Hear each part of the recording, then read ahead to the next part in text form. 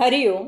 भगवद्गीता बोध योगदास श्री जय गणेश जोशी यांनी केलेले निरूपण. अध्याय 4. ज्ञानकर्म संन्यास योग. ओम श्री परमात्मने नमः. अथ चतुर्थोऽध्यायः. जय योगेश्वर. परमात्म्याला नमस्कार. अध्याय 4. श्लोक क्रमांक 17. कर्मणो यपि बोद्धव्यं बोधव्यं च विकर्मणः अकर्मणश्च बोधव्यं गहना कर्मणो गतिः.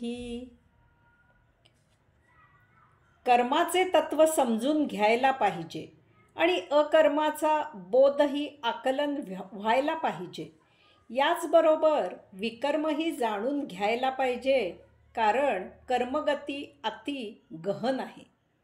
श्लोक क्रमांक 16 मध्ये आपण कर्म आणि अकर्म याची चर्चा केली. भगवंत श्री येथे सांगतात की जसे कर्म आणि अकर्म माहीत पाहिजे, तसेच त्याबरोबरच कर्माचा तिसरा प्रकार म्हणजे विकर्मही जाणून घ्यायला पाहिजे. म्हणजे आपले जीवन कैवल्यानंदी होऊन आपण मुक्तिप्रद जाऊ. विकर्म द्वैअर्थी आहे, त्यामुळे ते जाणायला आणखीनच गहन आहे. विकर्म म्हणजे विशेष कर्म होय. याचबरोबर विकर्म म्हणजे विपरीत कर्म असाही अर्थ आहे. या दोन अर्थामुळे ते आचरण करण्याला कठीण आहे. काय करावे ते समजायला पाहिजे. यासाठी कर्म माहीत पाहिजे. तसेच काय करू नये तेही समजायला पाहिजे, म्हणजेच अकर्म माहिती पाहिजे. परंतु एवढ्याने भागत नाही.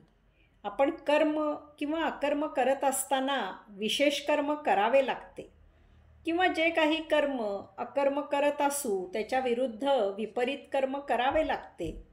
या सर्वांमुळे विद्वानांतही संभ्रम निर्माण होतो. यास्तव भगवंत श्री कर्म, अकर्म आणि विकर्म येथे नीट समजून देऊ इच्छितात. धृतराष्ट्र संजयाला प्रश्न विचारून मग संपूर्ण गीता सांगून होईपर्यंत गप्प मौन बसला आहे. हे धृतराष्ट्राच्या दृष्टीने विशेष अकर्म असू शकेल, परंतु तेच इतरांच्या दृष्टीने विपरीत अकर्म आहे. त्यामुळे त्याचे हे पापी मौन आहे.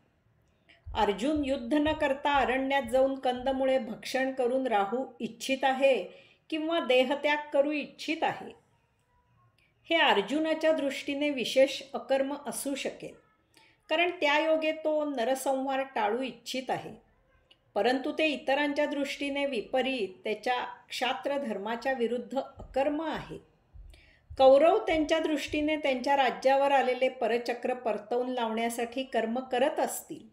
ते त्यांच्या दृष्टीने विशेष कर्म असू शकेल, परंतु ते अधर्माने राज्य गिळंकृत करू पाहत आहेत, म्हणून ते इतरांच्या दृष्टीने विपरीत कर्म आहे. एक साध्वी जीवाचा आकांत करत पळत होती, कारण तिच्या मागे 2 गुंड तिची अब्रू घेण्यासाठी लागले होते. पळत असताना तिला एका योग्याचे घर उघडे दिसले. ती त्या योग्याच्या घरात येऊन लपून बसली. ते 2 गुंड तिच्या पाठोपाठ त्या घरात आले आणि त्यांनी त्या योग्याला विचारले, एखादी स्त्री येथे आली आहे काय? आता हो म्हणावे तर एका साध्वीची अब्रू जाणार असते, नाही म्हणावे तर खोटे बोलावे लागते. म्हणजे कर्म करता येत नाही, तसेच मौन पाळावे, अकर्म करावे तर सत्याचरणाच्या ते विपरीत आहे. अशा वेळी कसे वागावे ते समजत नाही. अशा प्रकारे कर्म, अकर्म, विकर्म हे ठरविणे आणि जाणणे फार कठीण आणि गहन आहे. यांची व्याख्या करता आली असती तर फार सोपे झाले असते, परंतु हे सर्व आध्यात्मिक आहे. यास्तव कर्म आणि अकर्म याचबरोबर विकर्माचे ज्ञान करून घेणे हे महत्त्वाचे आहे. यासाठीच आता पुढील श्लोकांमधून भगवंत श्री या सर्वांचा उलगडा करत आहेत.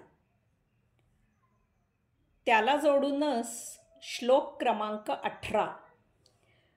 कर्मण्यकर्म यः पश्येद अकर्माणि च कर्मयः स बुद्धिमान मनुष्येषु सयुक्तः कृतस्म कर्म कृत. जो कर्मात अकर्म पाहतो आणि अकर्मात कर्म पाहतो तो बुद्धिमान मनुष्य स्थित होतो आणि कृत्य होतो. येथे भगवंत श्री पहिली गोष्ट सांगत आहेत की कर्मात अकर्म पाहता आले पाहिजे. कर्म तर करायचे, परंतु ते अकर्मदशेत झाले पाहिजे. याचा अर्थ कर्म तर करायचे, परंतु त्याचे कर्तृत्व घ्यायचे नाही, श्रेय घ्यायचे नाही. कर्मात जर आसक्ती ठेवली नाही तर कर्मात अकर्मदशा आपोआप प्राप्त होते. आपण काही कर्म केले आहे हे ते कर्म करून झाल्या झाल्या विसरून जायचे. आपणच केलेल्या कर्माच्या निष्पत्तीकडे असे काही पाहायचे की हे जणू काही दुसऱ्या कोणीतरी कर्म केलेले आहे. कर्मापासून फळ काय आणि किती प्राप्त होणार आहे याची चिंता जर सोडून दिली तर केवळ कर्म करण्याकडेच प्रवृत्ती होते आणि त्यामुळे कर्म चांगले होते. भगवंत श्री दुसरी गोष्ट जी सांगत आहे ती या पुढील आहे. अकर्मात कर्म पाहायला शिकायचे. कर्मात अकर्म अवस्था यायला लागली की स्वतः प्रत्येक कर्माला साक्षी राहू लागल्याची युक्ती प्राप्त करून घ्यायची. अशीच सवय करून घ्यायची की आपली देहादी इंद्रिय जणू काही कामगार आहेत, कारागीर आहेत आणि आपण ही सर्व मंडळी काम कसे करत आहे ते पाहायला आलो आहोत. त्यांचा काम करण्याचा दृश्य अनुभव घ्यायला आपण आलो आहोत अशी भावना करून पाहायला शिकायचे. भगवंत श्री तिसरी गोष्ट सांगत आहेत की असा बुद्धिमान मनुष्य स्थित होतो आणि कृत्य होतो. कर्मात अकर्मदशा आणि अकर्मात कर्मदशा आली की मनुष्य स्थितप्रज्ञ होतो. तो जीवनाला साक्षी राहू लागतो. तोच सर्व काही करून काहीही न केल्यासारखं आयुष्य जगू लागतो. त्याच वेळी आपण काहीही न करता सर्व काही आपणच करत असतो असे आयुष्य जगणे महत् भाग्याचे असते. काम करताना स्वतःला परमात्म्यात झोकून द्यावे. त्याच भावावस्थेत आपली देहादी इंद्रिय काम कसं करत आहेत ते पाहावे. यामुळे मन त्या कामात मग्न होते. मन त्या कामाच्या मोबदल्याचा विचार करणे सोडून देते.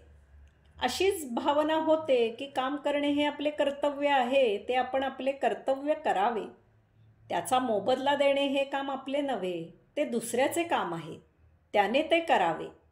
तो ते काम कसे करत आहे त्याच्याशी आपल्याला काय करायचे आहे. तसेच आपल्याला जे मिळते तो भगवंत श्रींचा प्रसाद असतो ही भावना दृढ होते. प्रसाद मागायचा नसतो, तो जेवढा मिळेल तेवढा मोठ्या समाधानाने त्याचा स्वीकार करायचा असतो. तसेच प्रसाद एकट्यानेच प्राशन करायचा नसतो, त्यात इतरांनाही सहभागी करून घ्यायचे असते. यामुळे या जन्मी नवीन भोग निर्माण होत नाहीत, संचित भोग उपभोगून संपुष्टात येतात. अशा प्रकारे असा मनुष्य मुक्तीकडे झपाट्याने झेपावू लागतो. म्हणून त्याला भगवंत श्री बुद्धिमान असे म्हणत आहेत. तसेच तो या भौतिक आयुष्याला साक्षी राहत असल्यामुळे स्थित होतो. कर्म आणि अकर्म या दोन्हीमध्ये न गुंतता तो त्यांच्या आतीत जातो. त्यामुळे तो कृतकृत्य होतो असे भगवंत श्री सांगत आहेत. त्याचे जीवन सार्थकी लागते. कर्मात अकर्मदशा आणि अकर्मात कर्मदशा याचे उत्तम उदाहरण म्हणजे सूर्य होय. सूर्य सर्व काही करतो, तो उगवतो आणि ऊर्जा उत्सर्जित होते. म्हणून पृथ्वीवर जीवन आहे, नाही तर सर्व संपुष्टात येईल. परंतु त्याचे सूर्याला काहीही नाही. तो आपला उगवण्याचे काम अव्याहत करत आला आहे. तो उगवल्यावर कोणी काम करू लागतो म्हणून सूर्य उचंबळून येत नाही, किंवा तो उगवल्यावर कोणी पांघरून घेऊन झोपून राहिला म्हणून सूर्य नाराज होत नाही. तो आपले उगवण्याचे काम करत असतो. त्याचा फायदा घ्यायचा की नाही हे तो इतरांवर सोडून देतो. तसेच त्याला जर म्हटले की बा सूर्या, बरे झाले तू उगवलास, त्यामुळे काळोख दूर झाला, तर याचे सूर्याला आश्चर्य वाटेल. त्याच्यामुळे काळोख दूर होतो ही त्याला बातमी असेल. त्याची शहानिशा करायला तो तुम्हालाच विचारेल की मला जरा काळोख काळा की गोरा कसा असतो ते नमुन्याला दाखवा तरी. कारण आपले आयुष्य सूर्यासारखे कर्मात अकर्मदशा आणि अकर्मात कर्मदशा असे व्यतीत करावे. प्रत्येक कर्माला साक्षी असावे. देहादी इंद्रिय कर्म करत आहेत त्याचा आस्वाद आणि आनंद घ्यावा. आपल्याच घरात त्रयस्थासारखे राहण्याचा प्रयोग करून ही युक्ती साध्य करावी, म्हणजेच हे जीवन कृतकृत्य होईल. हरिओम.